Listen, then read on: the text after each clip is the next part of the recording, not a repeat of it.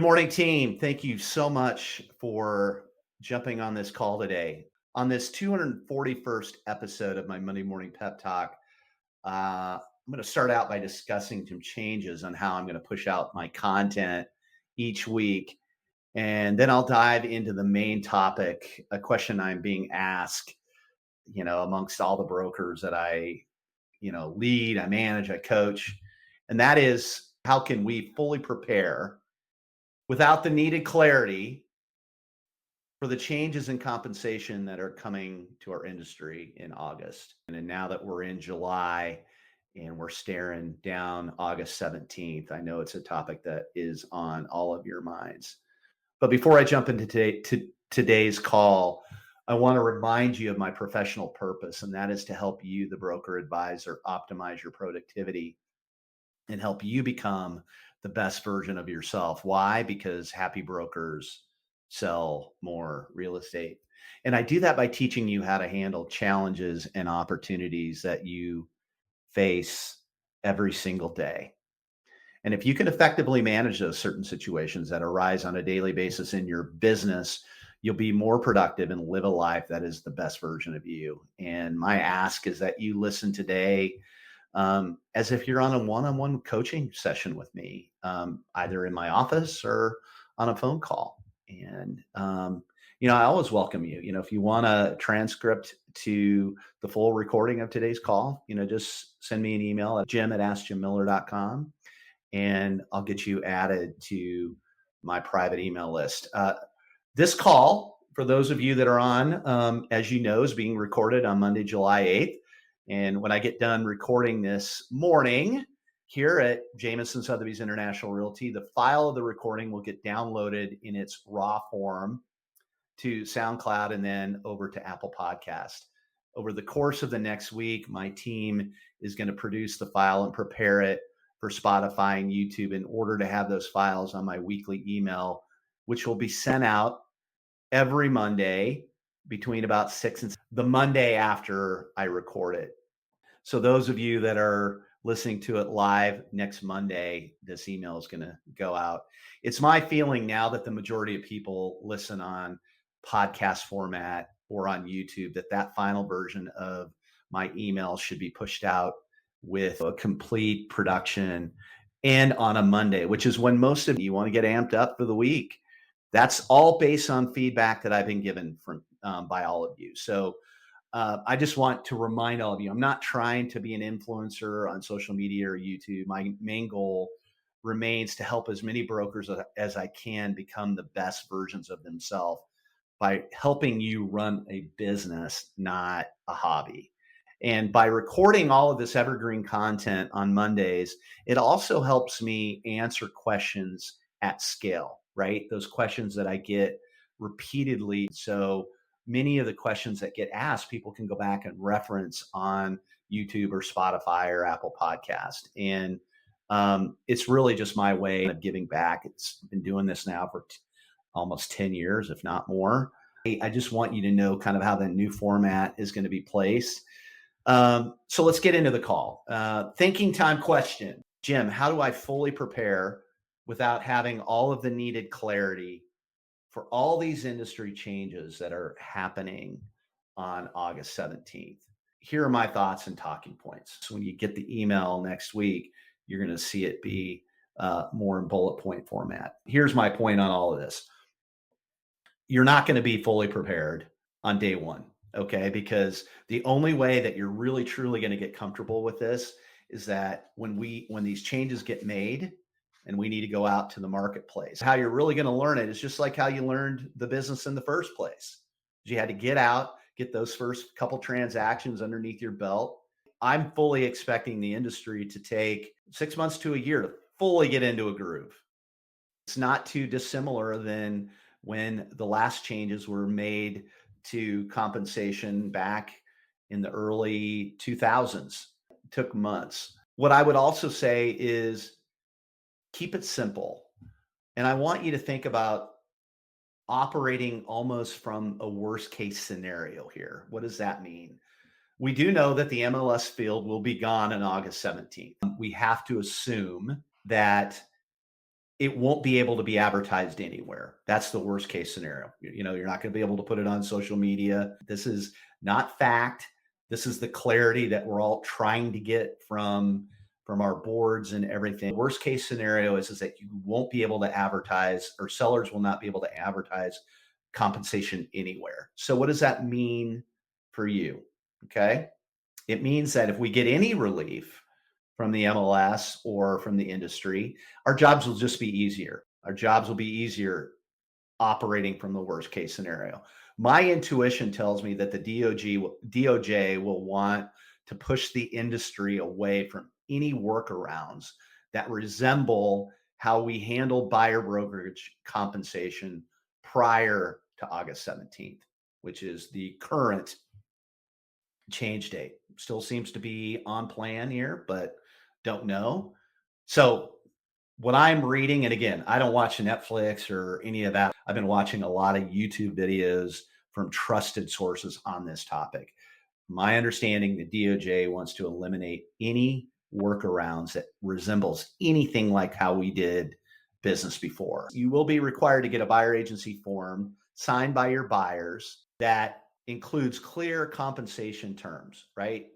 What your percentage is, what your fee is, terms, length of contract, et cetera. No real different from what we do on a listing agreement for sellers, but that will have to be signed prior, as you know, to doing a showing with those buyers. You can only get paid up to what you've agreed to with the buyer. If there is some form of compensation or an incentive, being offered by the seller to the buyer to bring the buyer, for the buyer to bring a broker into the transaction that is above what you have signed on your buyer agency agreement or buyer representation agreement, you'll only be able to get paid what is on your agreement. Okay. And that, it is our assumption that in the contract, the buyer agency commission will be on the contract. So that is nothing new. Assume that those compensation terms or those incentives offered by sellers through their listing broker will not be able to be advertised anywhere.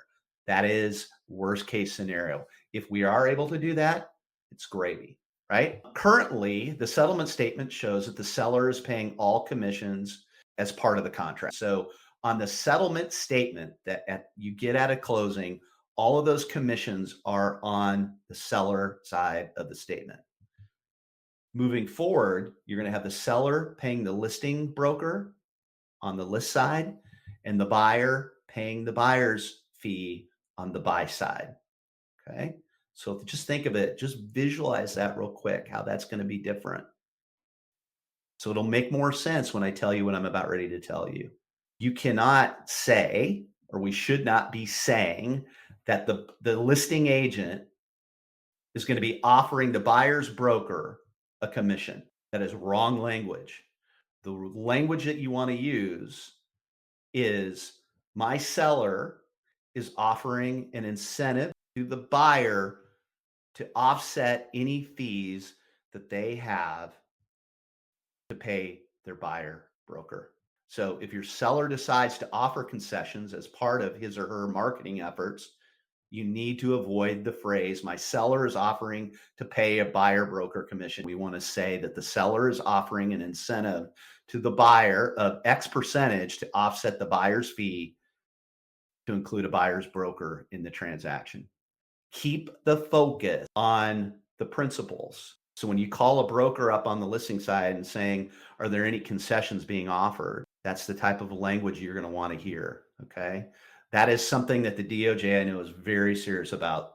All of these workarounds that are being done within the industry to basically do business the way it was done before is what they're very, very wary of. Okay. So we're offering an incentive as a listing agent to the buyer to bring a broker to offset those fees that they are now going to be paying. Once you know the changes to the required forms, as we are talking to the buyer and we're sitting down and we're going through this presentation of how this will look on the settlement statement, when we're sitting down with our buyers going through this buyer agency form, we need to reassure them two things: that we're going to do everything in our power to negotiate on their behalf as their fiduciary to get your fee negotiated into the transaction. We also need to let them know that if that is not able to be negotiated, that they will be paying your fee at closing. You got to reassure them up front that you're going to do everything in your power to make sure that that happens. Once we know the changes to the required forms, I highly, highly recommend that you learn them inside and out. Okay.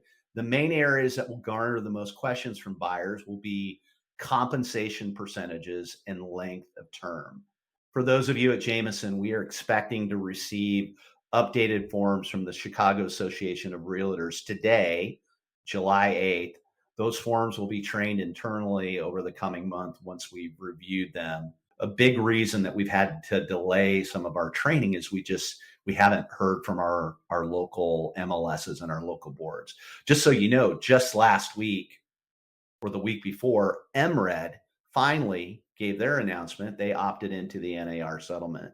I just want to reassure you that we will have you ready to go. Just like you were a new agent at one point, and as scary as that was, I know down deep you've got that anxiety around this, but you're going to be just fine. Learn as much as you can as we go here, and your clients will have questions and you'll get better at answering them, just like you've learned every other shift and every other change in the industry. Remember, a confused mind says no.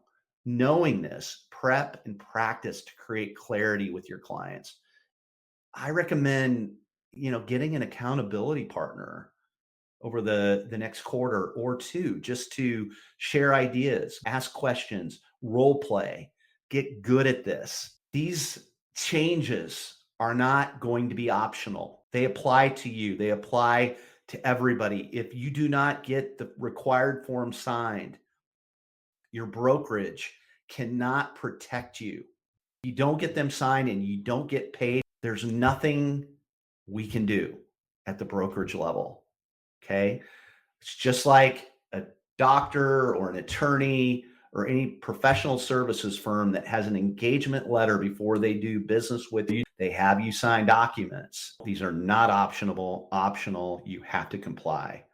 And brokerages are taking this incredibly seriously.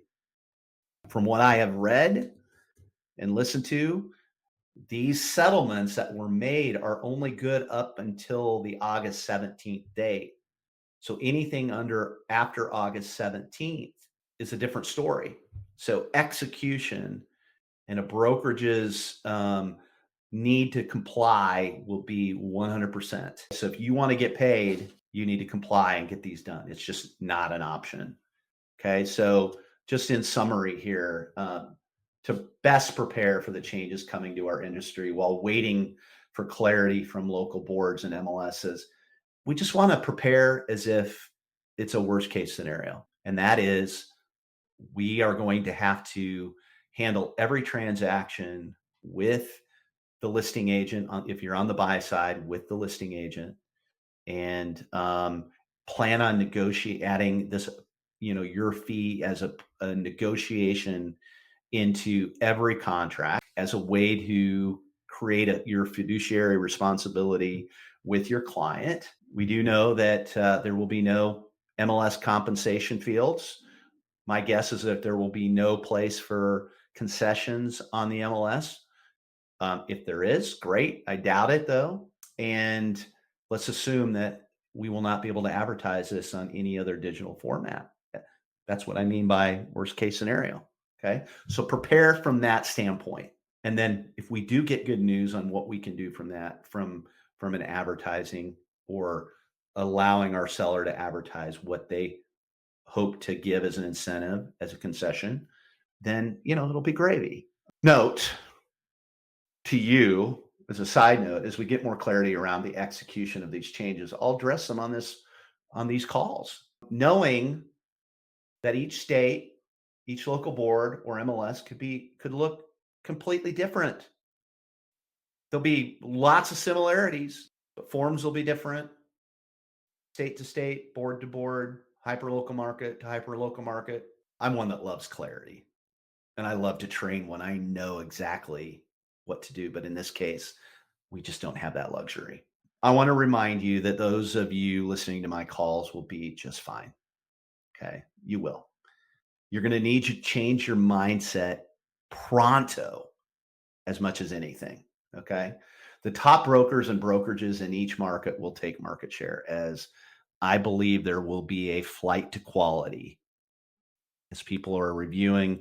If they're spending money on a buyer broker to represent them, they're going to go with the one that has the most experience and who can prove their quality to them. Okay. That's my opinion.